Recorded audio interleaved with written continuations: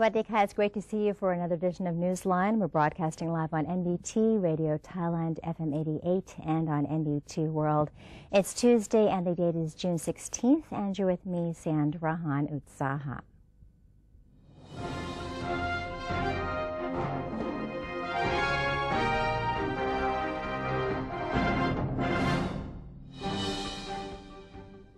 Welcome to today's segment of Thailand Moves Forward. In our first story for today, Prime Minister General Prayut Chan-o-cha presided over the annual World Environment Day event, which was held to raise public awareness on forest conservation and efficient use of natural resources.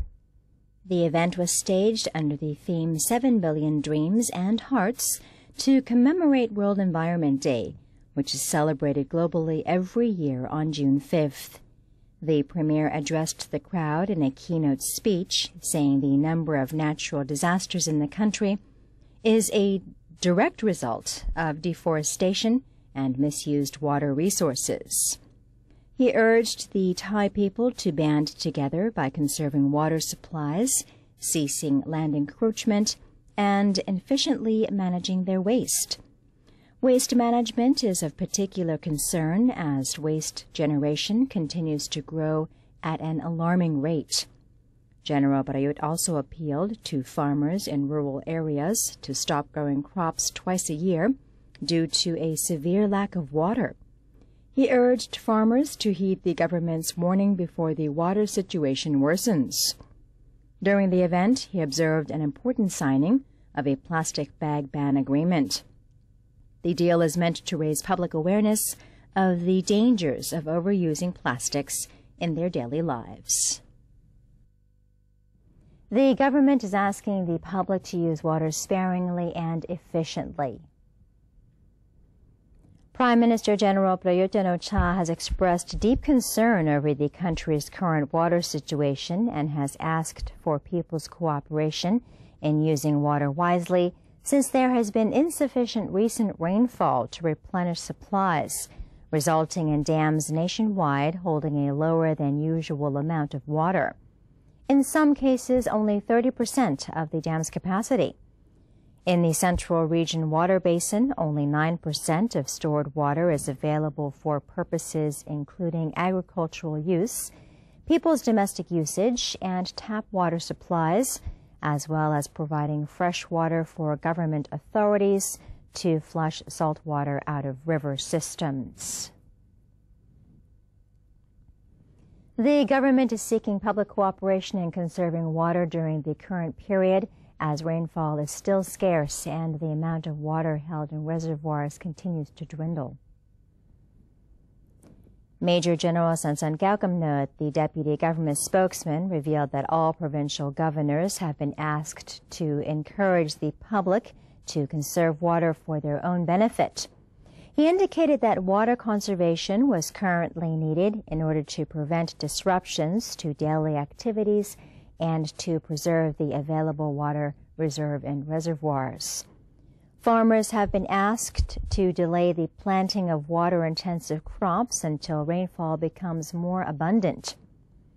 According to Major General Sansan, most farmers have cooperated and switched to crops that demand less water.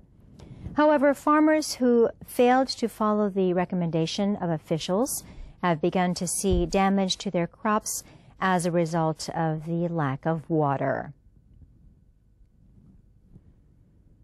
The Deputy Prime Minister in charge of national security denies rumors which claim Thailand will soon see another military coup. Deputy Prime Minister General Prawit Wongsuwon, who is also the Defense Minister, appeared to be calming down speculation about the government's plan for the upcoming bureaucratic reshuffle. General Prawit said that the preparation of a list of names of civil servants who will be transferred before their retirement is normal before the actual reshuffle takes place during the months of August and September. The Deputy Prime Minister also insisted that the development has nothing to do with political interference. Concerning rumors about the appointment of General Prayut Chan-o-cha as the new Deputy Commander-in-Chief and General Thirachai Nakwanit as the new Army Chief. General Prawit said that all decisions will have to be made by incumbent Army Commander-in-Chief General Udomdeit Sitabut. The National Reform Council, or NRC, says it can and will vote down the new constitution if the new charter does not sufficiently incorporate proposals from the reform body. NRC member Wanchai Sansiri confirmed that members have full autonomy over their vote on the new constitution. He said various committees have done their part in delivering amendment proposals to the Constitution Drafting Committee, or CDC, and hopes the charter drafters will heed their suggestions. He indicated that the NRC would be dissolved after the vote, regardless of the verdict. On the other hand, the current CDC will be dissolved in the event that the Constitution is rejected and a new CDC established in its place to restart the drafting process. The Minister of Foreign Affairs has recommended Thai people to evaluate the severity of the severity of the Middle East Respiratory Syndrome, or MERS, outbreak in South Korea prior to their trip to the country. Permanent Secretary for Foreign Affairs Norachit Singhaseni stated that the ministry has not issued any travel advisories against South Korea so far, as the MERS situation is not yet deemed critical. He also voiced confidence in the ability of the Korean Ministry of Health and Welfare in containing the virus, since it has already put in place several preventive measures, including thorough screening and quarantine of suspected patients and disinfection of public places. Even though citizens can still travel to South Korea as usual, Mr. Norachit encouraged them to use their own discretion before embarking on their journey.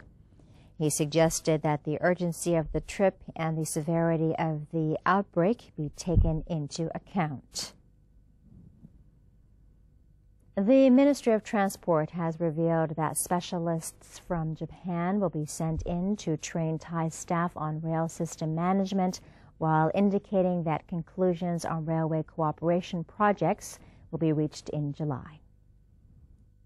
Transport Minister Air Chief Marshal Parajin Chantong disclosed after being paid a visit by newly appointed Japanese ambassador to Thailand, Shiro Sarushima, that the Japanese government is determined to strengthen the two countries' bilateral relations and promote the existing cooperation in various areas, especially railway development.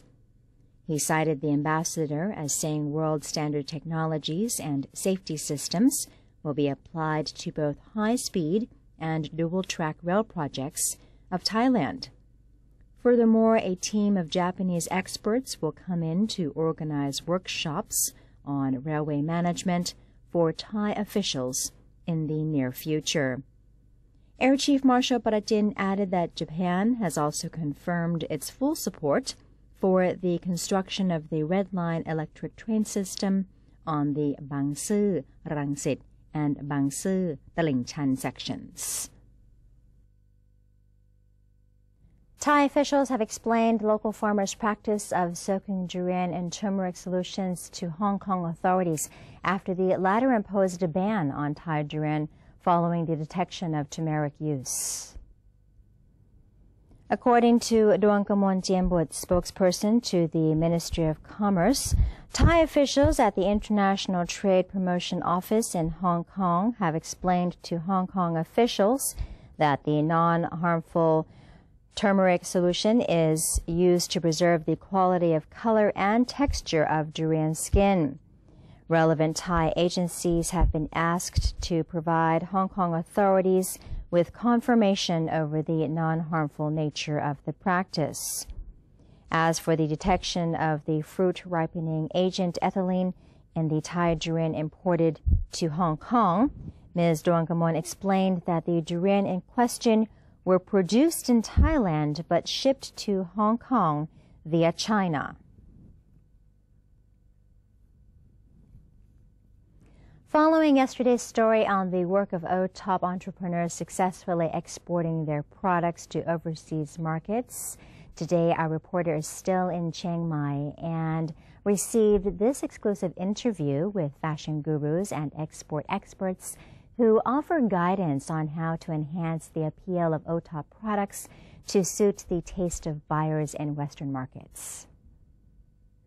You got to tell us something, what you can do to your community. That's really important. And then we really want to emphasize that to our people. Don't forget about that and keep moving forward for it. Ms. Pinyada Nin Kampheng is a textile business developer from Katsu, New York, a textile sourcing company. She came to Thailand and traveled throughout the northern region to discover Thai fabrics that can be developed for the large Western market. In terms of products, I would say we can use only maybe 20% as is design, whatever you guys provide to us, but the rest we probably need to fix things. The 80% of changes is to make the design suitable for the mass market. But the fabric sells itself in terms of quality and uniqueness. These characteristics are highly regarded by Westerners. I think we have a great local wisdom, like, we have history of like 100 years ago from our grandparents, and I think it's still good that we have it. It's still a good story to tell, like how you do the indigo dye in your hometown. How do you weave these techniques? It's like no one else can do. Those kind of knowledge, I think it's a good thing about Thai people. Story sells, said Miss Pinyada. You got to have a story to tell. Besides beauty, you have to have a good story behind the intention, the great intention that moves people. I think that's what U.S. market wants right now. Now, knowing what to do, Ms. Pinyada also suggested that entrepreneurs must try to find out ways to improve the pace of their processing.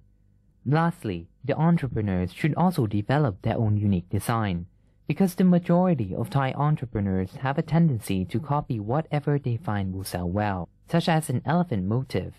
Next, the export expert Mr. Rakshai will show us how to prepare the product for the store. We know what is the customer want. We know that we would like to offer the products to pottery barn, and we know that what is the price point for them. The next step, they need to develop what kind of products, and that they are specialized at. For example, they do the ceramics, and they would like to develop the products to this application.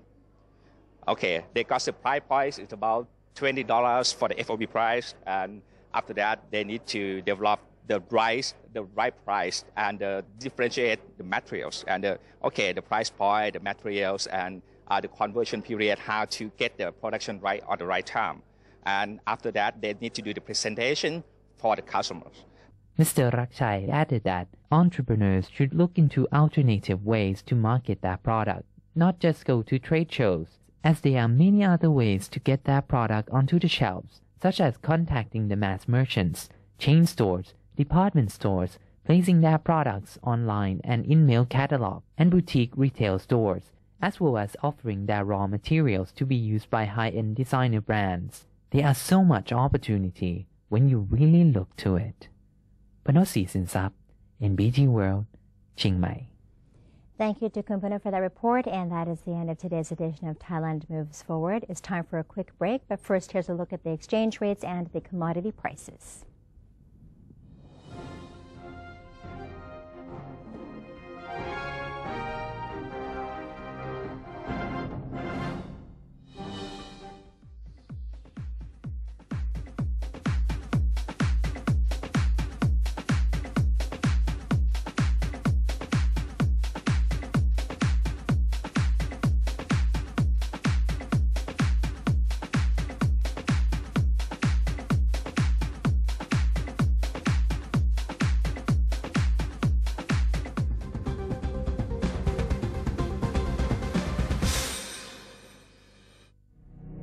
To maintain a strong nation, Thailand is promoting 12 core values for the good of the people. The second core value, being honest, sacrificing, showing restraint and determinations in doing good for the majority.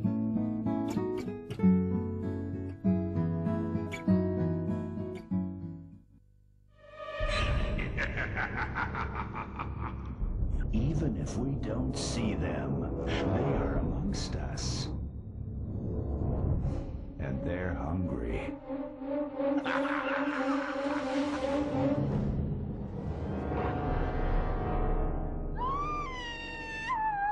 Slay your power-sucking monsters. Take their power away. Think when you plug. Physical connectivity, institutional connectivity, and people-to-people connectivity. The power to turn this region into a strong community. Witness the interconnectivity between the 10 Southeast Asian countries in ASEAN Connect via these channels.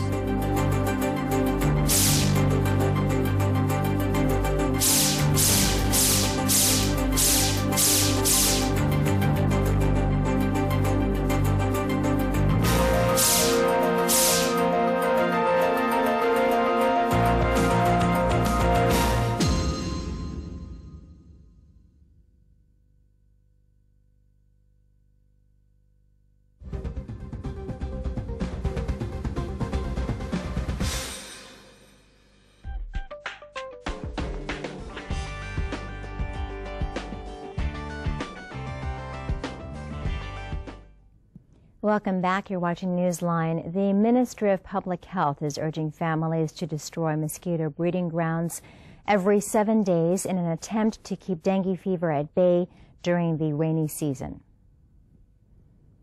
The Public Health Minister, Dr. Ratchatat Nawin, said the ASEAN community has announced June 15th each year as ASEAN Dengue Day in order to raise awareness about the seriousness of the disease. More than 200,000 people in ASEAN reportedly come down with the fever each year. According to the Department of Disease Control, 17,000 people in Thailand have contracted the disease from January until June 9th this year. 11 people have succumbed to the fever. The public health minister claimed the number of patients could rise to as many as 70,000 people in Thailand if there were no public involvement in preventing the disease. People have been urged to destroy mosquito larvae every 7 days and keep themselves healthy during the rainy season.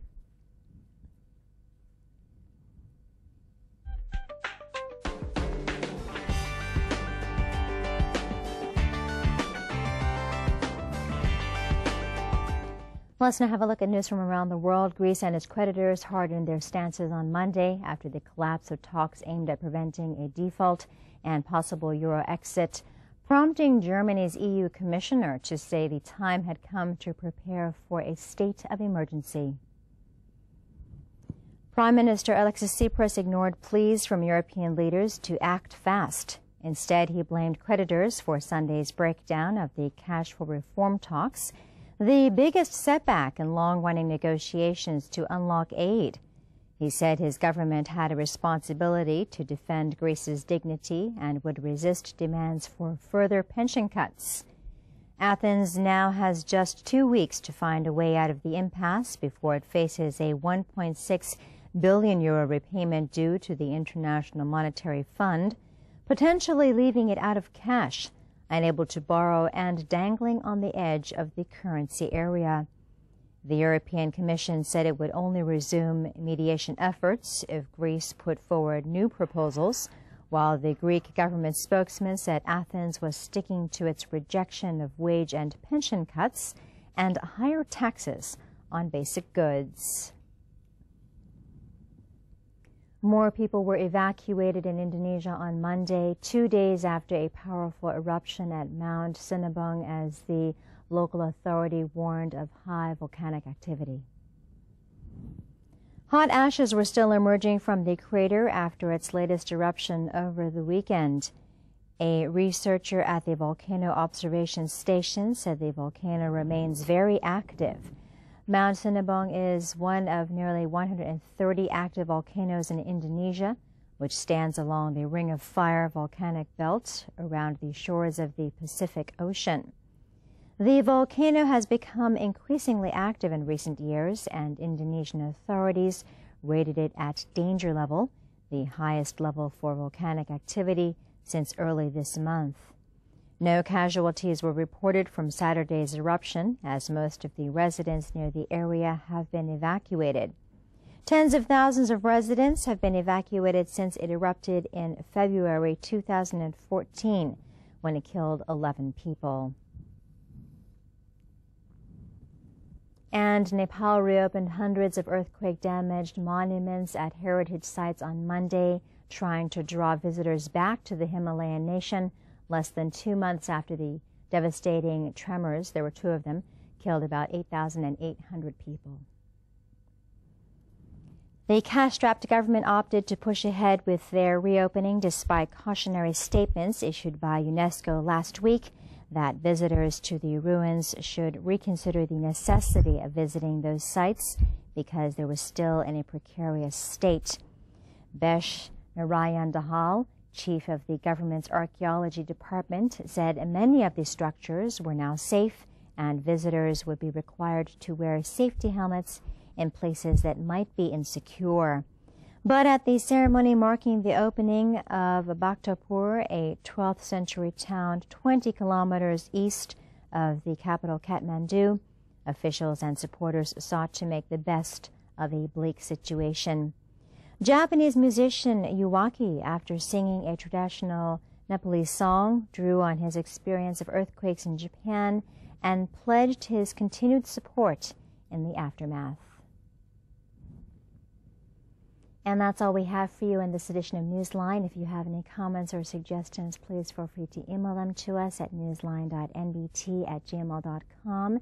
You can also follow us on Facebook by typing in NNT, and you can check out our website at thainews.prd.go.th/newsing. We're saying goodbye to you today with the Thai national football team defending their title at the SEA Games in Singapore. Have a truly wonderful day. I'm Sandra Hanu Saha for Newsline. Sawadee ka.